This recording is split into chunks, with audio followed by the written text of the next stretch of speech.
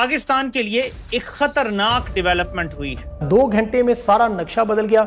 जोहरी सलामती में ताउन भी यूएई और भारत के दरमियान होने जा रहा है। डिफेंस कोऑपरेशन भी है और माजी का भी ये बताया जा रहा है कि दोनों अफवाज ने किस तरह सहरा में जंग लड़ने का तजुर्बा किया है, मशक़ें की हैं वगैरह वगैरह। रियासत पाकिस्तान वाज़े तौर के ऊपर या खुले अंदाज के अंदर बलूचिस्तान के अंदर इन्वॉल्वमेंट जो भारत की है उसके ऊपर तो खुलकर नाम लेता है, इल्ज़ाम भी करता है। अभी भी ये तशवीश पाई जाती है कि गवादर पूरी तरह से एक्टिव ना हो, तो लिहाजा भारत का भी और मुत्तहिदा अरब अमीरात का नाम हमेशा बलूचिस्तान के अदम इस्तेहकाम के अंदर इनका नाम भी आता है। इंतहाई गैर मामूली दौरा है और इसकी जो टाइमिंग है वो सबसे बढ़कर एक अहम समझी जाती है। मैं टाइमिंग की बात इसलिए अहम करार दे रहा हूँ कि लास्ट मंथ ही जो इंडिया के आर्मी चीफ हैं उन्होंने भी बड़ा एक खामोश दौरा किया है मुत्तहिदा अरब अमीरात का। पूरी मीटिंग के बीच में सिर्फ मोदी साहब और वो बैठे हुए हैं, there is no one else who is sitting. ये एक बड़ी चैलेंजिंग बात है भाई, ऐसे थोड़ा ही होता है और ये आपने कभी ऐसे नहीं देखा होगा। एलएनजी आपका लगभग अब आधा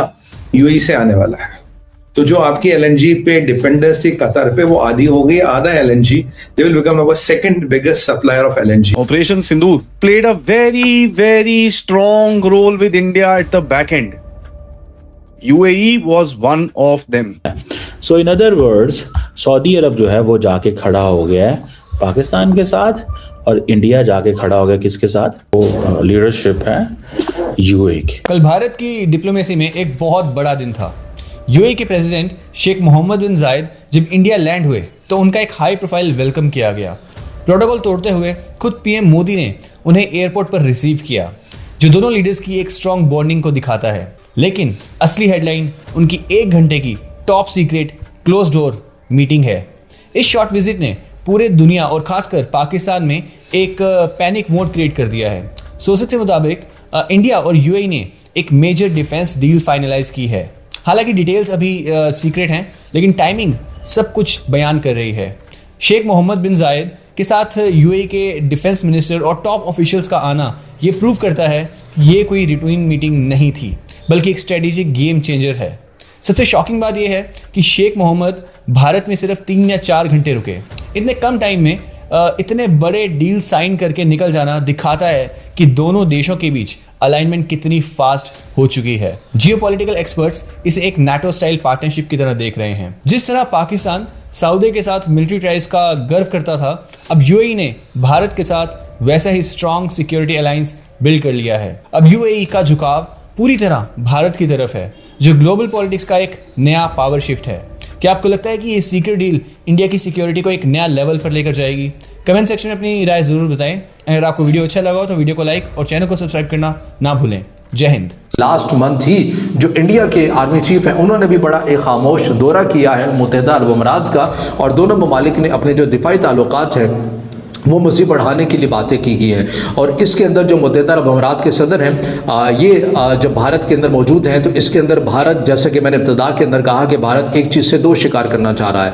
भारत अब ये चाहता है कि अमेरिका जो हमारे ऊपर बैक टू बैक टैरिफ भी आयद कर रहा है, तो मुत्तहिदा अरब अमीरात और भारत के ताल्लुकात भी अच्छे हैं। अगर मैं गलत नहीं हूँ तो 5वां या 7वां मुत्तहिदा अरब अमीरात एक गैर मुल्की मुल्क है जिसकी एक बहुत बड़ी इन्वेस्टमेंट जो है वो भारत के अंदर मौजूद है। और भारत के तकरीबन 35 लाख के करीब जो शहरी हैं वो मुत्तहिदा अरब अमीरात के अंदर काम करते हुए भी आपको नजर आते हैं। अब दोनों ममालिक के साथ भारत जो है वो कुछ इस तरह से ताल्लुकात अपने मजबूत करना चाह रहा है कि मुत्तहिदा अरब अमीरात के सामने वो चीज़ रखना चाह रहा है कि आइंदा जो हमारा लेन देन होगा ये मकामी करेंसी के अंदर करें। और इसके लिए जो कुछ इक़दाम हो चुके हैं, भारत का जो डिजिटल एक अकाउंट का सिस्टम है, इकोनॉमी का सिस्टम है, यूपीआई उसको नाम दिया जाता है सिस्टम को, ये भी मुत्तहिदा अरब अमीरात के अंदर लग चुका है। और भारत अब ये चाहता है कि जो लेन देन है वो भारत की मकामी करेंसी के अंदर हो और दिरहम के अंदर भी हो, और इससे डॉलर के ऊपर इन्हिसार कम हो जाए। अब ये डायरेक्टली जो है वो अमेरिका के लिए भी एक चैलेंज है। इसके साथ साथ जो एक और चीज़ है, जैसा कि मैंने कहा कि इंडिया के जो आर्मी चीफ है उन्होंने भी खामोश दौरा किया है। मैं चीन वाले चैप्टर के ऊपर भी आता हूं, लेकिन आपको ये भी पता है कि पाकिस्तान के अंदर जब बलूचिस्तान के अदम इस्तेहकाम की बात आती है और ये पाकिस्तान के लिए ये दौरा और ये दिफाई ताल्लुकात दोनों ममालिक के क्या पैगाम रखते हैं, तो बलूचिस्तान से ही ये सारा मामला जुड़ा हुआ नज़र आता है। क्योंकि पाकिस्तान या रियासत पाकिस्तान वाज़े तौर के ऊपर या खुले अंदाज के अंदर बलूचिस्तान के अंदर इन्वॉल्वमेंट जो भारत की है उसके ऊपर तो खुलकर नाम लेता है, इल्ज़ाम भी करता है, लेकिन मुत्तहिदा अरब अमीरात का नाम उस हद तक नहीं लेता। लेकिन खामोश या फैसला साज हलकों के अंदर ये बात 2010-11 के अंदर भी ऑन द रिकॉर्ड मीडिया के अंदर भी आई थी, ट्रिब्यून ने इसके ऊपर एक स्टोरी भी की थी।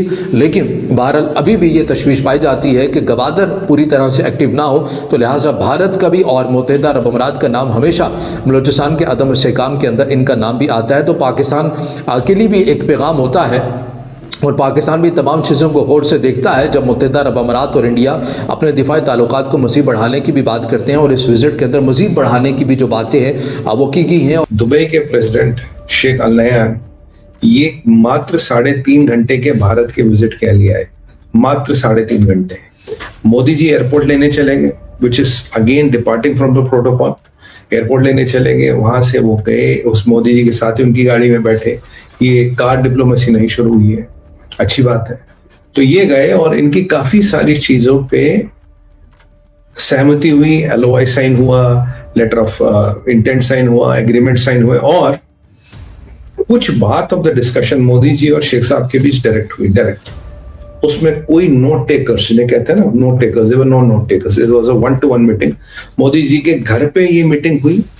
और अगर आपको मैं डेलीगेशन बताऊं, it is one of the most powerful delegations from UAE which has come.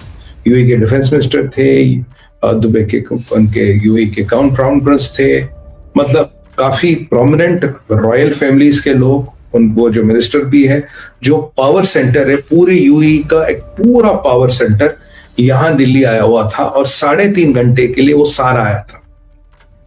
जबकि ये एक चीज को दर्शाता है क्या, जब इतनी बड़ी मीटिंग हो पूरे जगह 3.5 घंटे में आप किस डेलीगेशन लेवल पे बात करोगे, किससे बात करोगे, कितनी बात हो पाएगी भाई। एयरपोर्ट आने जाने में आपका आधा घंटा निकल जाएगा। तो मतलब 2 घंटे की मीटिंग में you can not break the ice. So what is possibly being thought, इसकी कुछ बात और थी, एजेंडा और था, चीजें कुछ और हुई, तो उनके बारे में हम जाएंगे।